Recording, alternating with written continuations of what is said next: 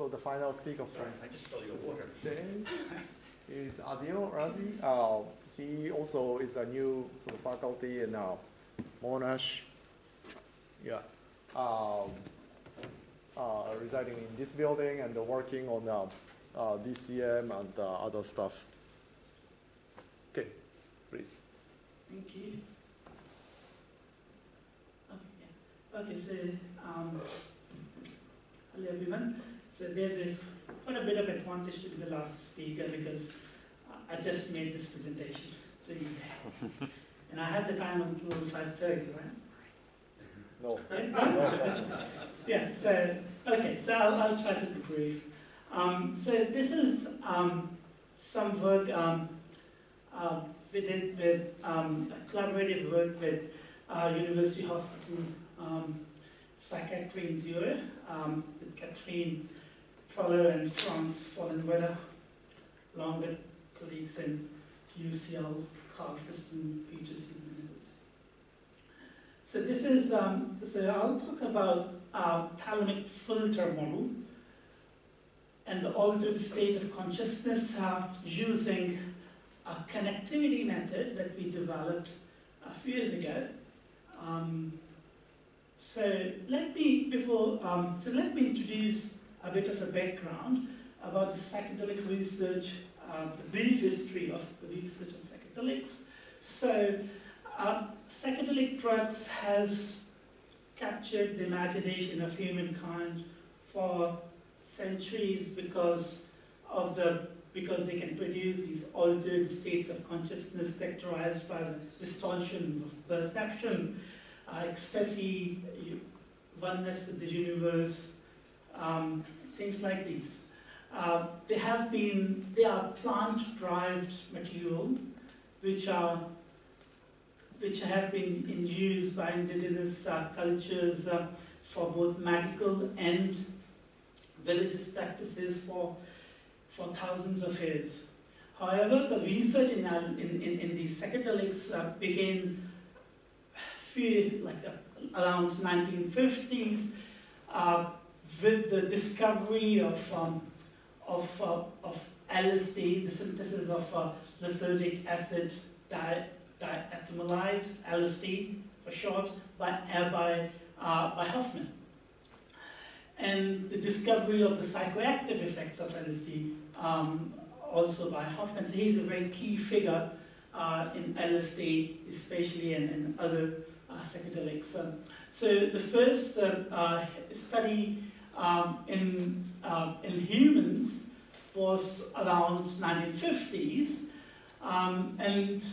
but what happened, unfortunately, that LSD and psilocybin, they appeared on the streets in 1960s and 70s, and they were popularized as something which is abusive, and that's put them, and then the whole history around that put those into the Schedule 1 in the US and most of the Western countries, which meant there was no research funding to research the psychedelic effects on humans, the neural mechanism and all that. So this was very unfortunate. There was a winter in psychedelics research for about 30-40 years, but it changed slowly with neuroimaging and human brain mapping, where we started to understand, for example, the first study in neuroimaging was around 1990s. We slowly started to build up some understanding of neural mechanisms and the molecular neural mechanisms of LSD and other drugs.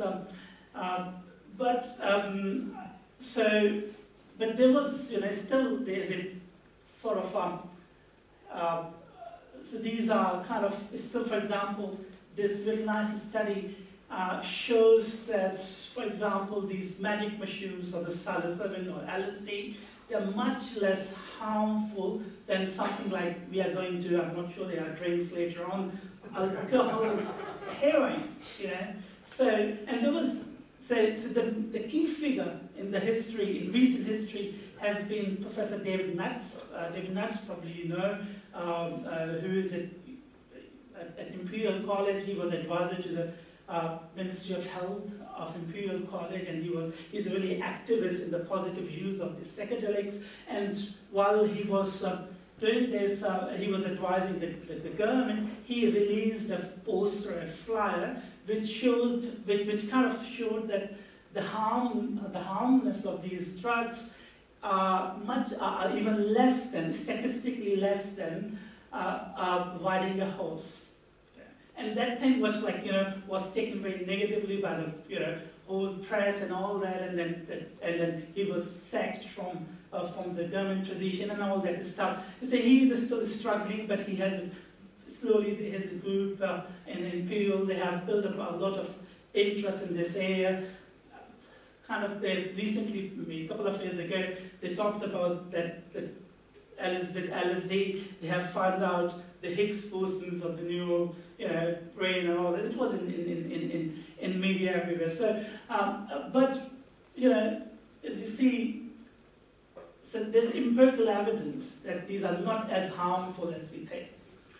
Okay, so and then there is quite a bit of work being done where one can reliably measure the altered states of consciousness using what we call the five-dimensional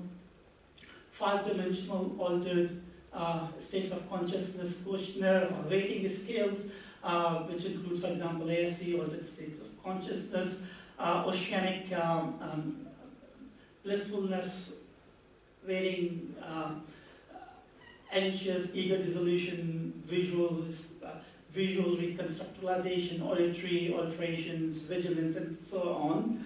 And we could see that LSD actually, so there's a LSD and placebo, so we see that LSD, so these are statistically significantly, we can see that they induce these effects. Similarly for psilocybin, and they're dependent on the dose, of course, and how much you actually utilize. Something on the pharmacology of LSD. So LSD is, and how do psychedelic drug acts on the brain, and what is their pharmacology and their biology. So LSD is an agonist, activity at the 5-HT2A receptors, D1, D2 receptors. Specific receptor contributions are still not fully, we don't fully understand them. For example, then something like a ketanserin, which is a selective serotonergic antagonist at 5-HT2A receptor, and it gives us the opportunity to actually investigate the specific contribution of these receptors. So with this pharmacology, we designed a pharmacological fMRI study where we use LSD with and without pre-treatment with chemistry. So a bit about this study design. So this is a double-blinded, randomized, placebo-controlled, crossover, counterbalance study with 3 drug conditions, either with their pre-treatment with placebo and given placebo, pre-treatment with placebo with LSD, or a pre-treatment with ketanserin and LSD. We measured few things, for example, resting state, fMRI signals, task-based fMRI with few tasks like social interaction, social influence. I'm not going to talk about those, but I'll focus on resting state. And then there are behavioral measures like 5D ASC question I was talking about before. So the study design is so around 60 minutes before the drug administration, either the placebo was given or a pre-treatment with 40 milligrams of ketanserin. Then either the placebo was given after 60 minutes or LSD. Then after 60 minutes, there was the first session of fMRI measurements. Then there was a questionnaire about after 3 hours. Then there was a second session of bold measurements. And then after about several hours after, we also had another questionnaire. We will focus on the first session only because the main effects of drug was not different between these two sessions. So this is very preliminary work that we published and only using the first session. And also these some of the questionnaires were like these are retrospect assessments. For example, as you see here, that for example, different measures, the subjective effects of LSD, and you could see that, for example, several measures like experience of union, spiritual experiences, disembodiment, anxiety, things like these. They all have been, so you see, with placebo, with LSD, they are pretty big. There's rating scale about with a percentage of maximum of the scale maximum, and then these are completely blocked by chemistry. So you see that here.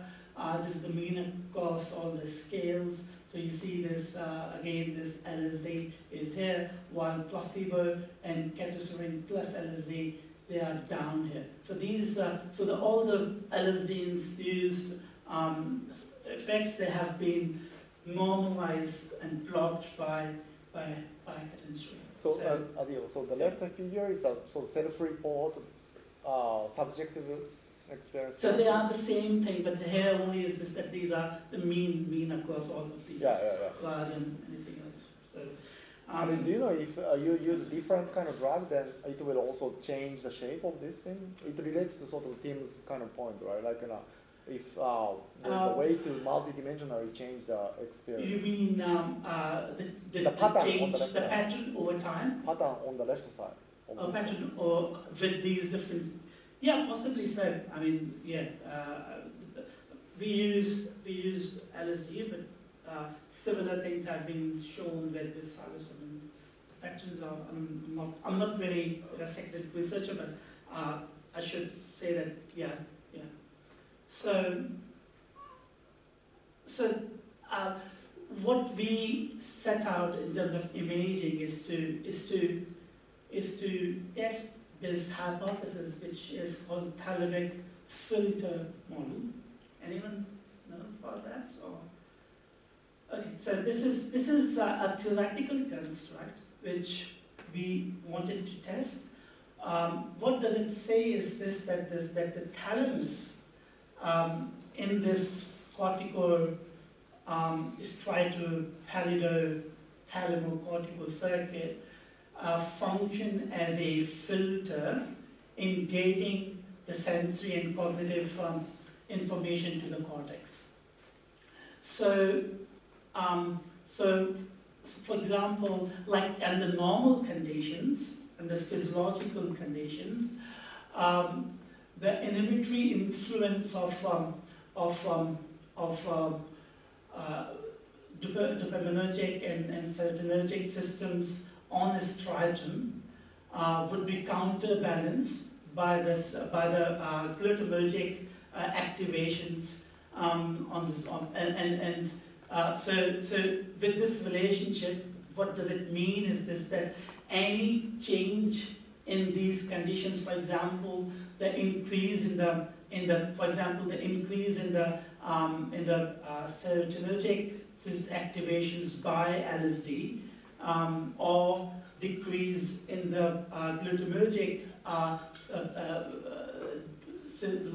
modulations driven by the corticostriatal pathways would reduce the inhibitory influence of the striatum on thalamus, and that would open up this filter or this deficit in gating, and that would result in the sensory overload of the cortex. So that's kind of from a hypothesis that thalamus acts as a filter between, for example, the striatum and the cortex, yeah? And opening up of this filter will result into lots of information going to cortex, and then psychosis like okay, so this is something that we wanted to now test with with in vivo human imaging using resting state functional MRI. So from this point, before I go into and show some results, some of you who are more pragmatic, they can take a nap, because now I'm going to talk about some boring methods. Yeah? So this is going to be a bit more mathematical for next 5 minutes. So what I'm going to talk about is a specific brain connectivity method that we have developed using resting state fMRI to infer the effective connectivity or the directed causal influences between neural populations. So this is, so as you know, I don't have to dwell much on that. There are 3 different sorts of connectivity. Structural connectivity, as the name suggests, this is the presence or the physical presence of axonal connections between neural elements. By definition, there is no direction here. This can be measured by tractography on diffusion MRI data, for example. Then functional connectivity that we define as a statistical dependency between time series. By definition, this is something which is undirected, for example, correlations. Yeah? And the third thing is effective connectivity that I'm going to focus on, and that's what we have used in this study, is the causal or directed influences between neural populations. And by definition, and how we set this model up, these are directed. As you could see, there are arrows and arrowheads here. Yeah? So this is a sort of a distinction or dichotomy of different brain connectivity measures. Okay, so with that, I would like to also touch upon some sort of what we say for effective connectivity, what we call a generative model. So this is something that probably the main message in terms of methods is about that for effective connectivity we use a generative or the forward model. Yeah?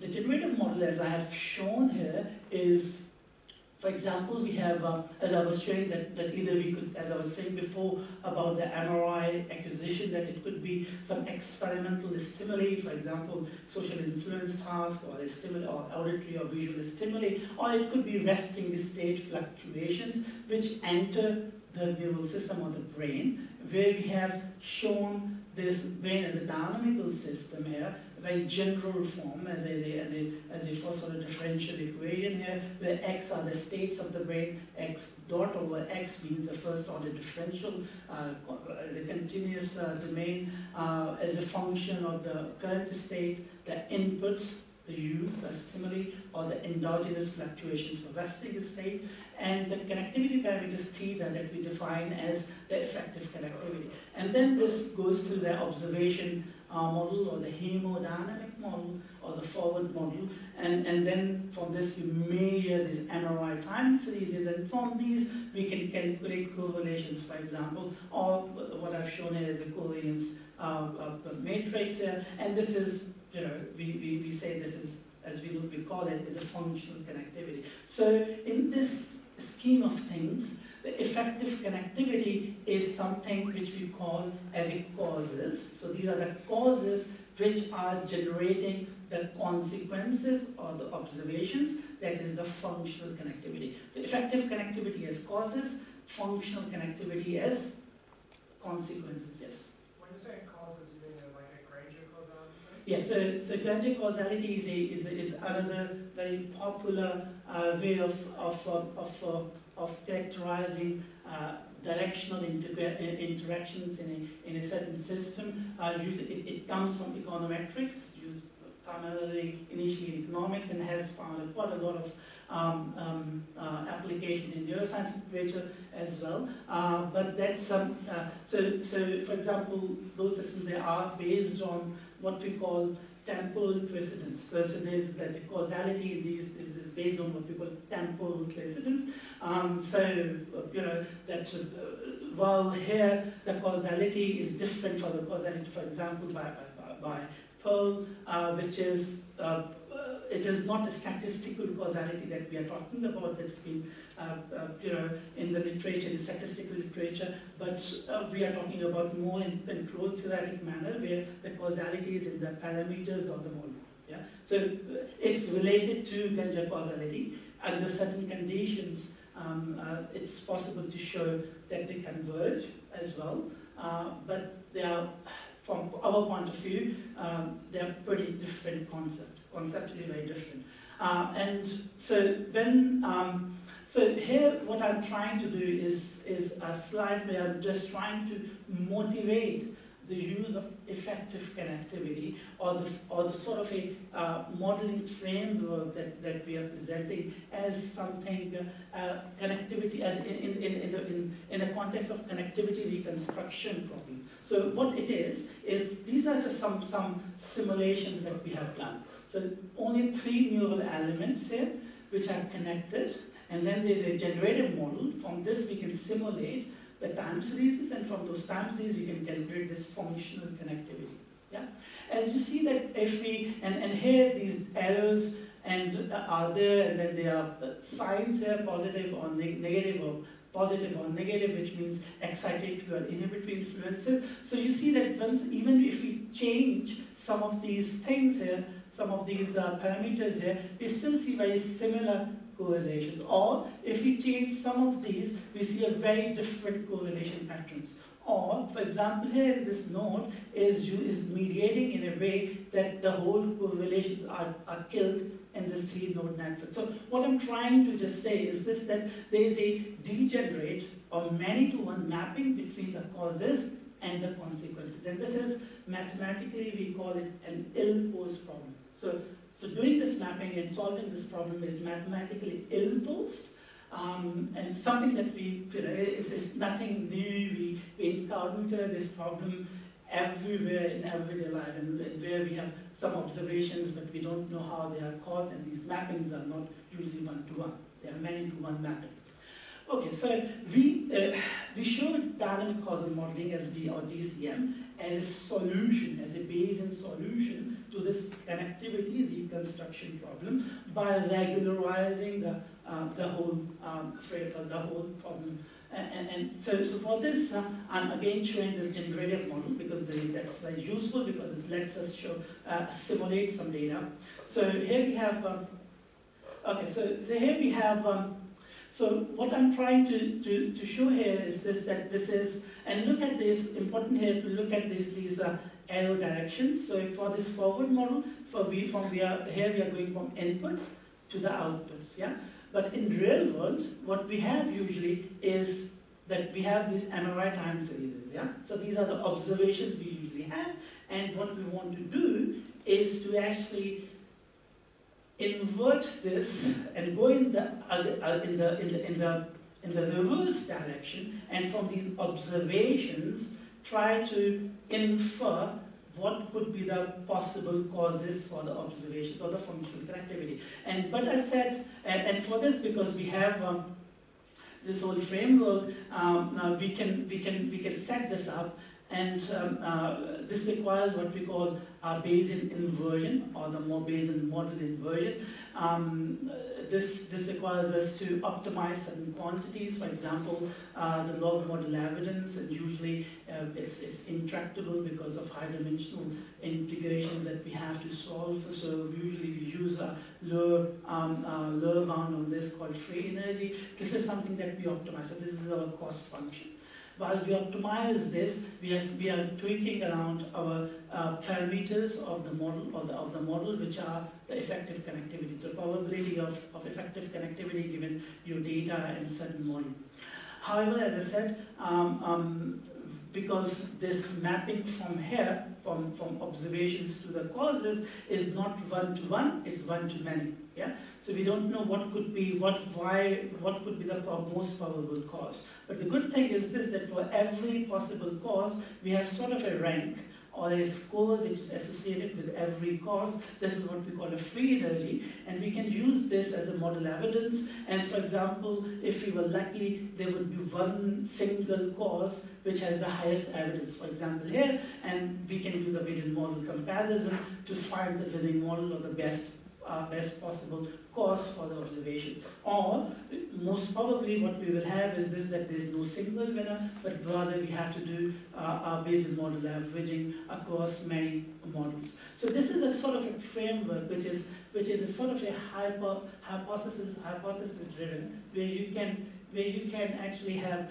many different hypotheses. So every model that you specify is an alternate hypothesis, and then you can test your hypothesis by using a Bayesian model comparison or model averaging. So this is a very sophisticated model which was initially proposed for fMRI, but for example, Martha has done a lot of work in terms of extending it to EEG and MEG. There are other modalities as well, for example, leftness recently, and other people who are working even with these with models which are, for example, EMG data, and a lot of other modalities.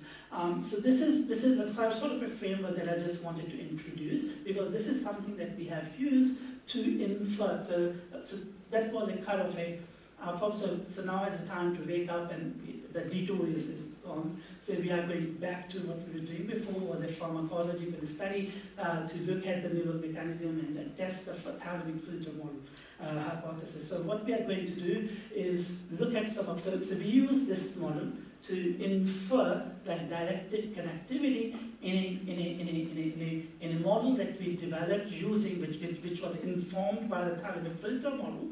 So this is, here what we did was to use a very simple model which used our ventral striatum, our thalamus, and then two regions from the cortex, like temporal cortex and posterior cortex, PCC. So these are the four regions that we used in our DCM model. The coordinates for these came from, so as I showed you, there was a task fMRI data was also collected. So we used the MNI coordinates for extracting the time series from these ROIs using task fMRI data, where we had these all LSD-induced activations in those regions, and then using those coordinates, we So I'm just about to finish in terms of results. So what we saw is this, that so we had two contrasts in a sense that we used. So one was what we call an F5HT2A blockade contrast. So here we see that thalamus, there was, so the red color is for increased connectivity, and blue is for decreased connectivity. So there was so in this contrast that we used, we have an increased connectivity from thalamus to PCC and also from thalamus to ventral striatum. While there was also increased connectivity, and these are all directed from ventral striatum to temporal cortex.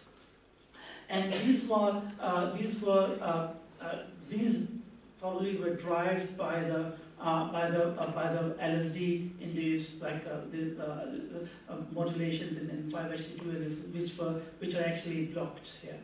In comparison, we had this drug versus placebo contrast, where we had we found that thalamus connectivity from thalamus to ventral striatum, and also from PCC to ventral striatum, the other direction, as you see from here, is increased, while the connectivity in the bilateral connectivity in the other direction is decreased.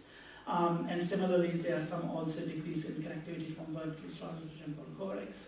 So this is something that shows that there is a dysfunction or asymmetric, in a sense, asymmetric connectivity architecture when there's a pre-treatment with kentoserine. So there's a blockage here with kentoserine for LSD, while there's no blockage. Yeah.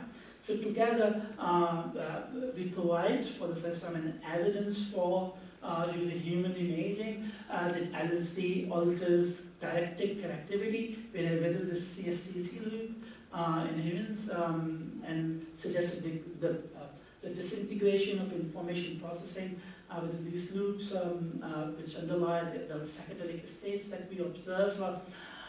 And this will inform the biology and have some implications for the clinical therapeutics to be developed. So that's it. Thank you. Thank you to some of the speakers.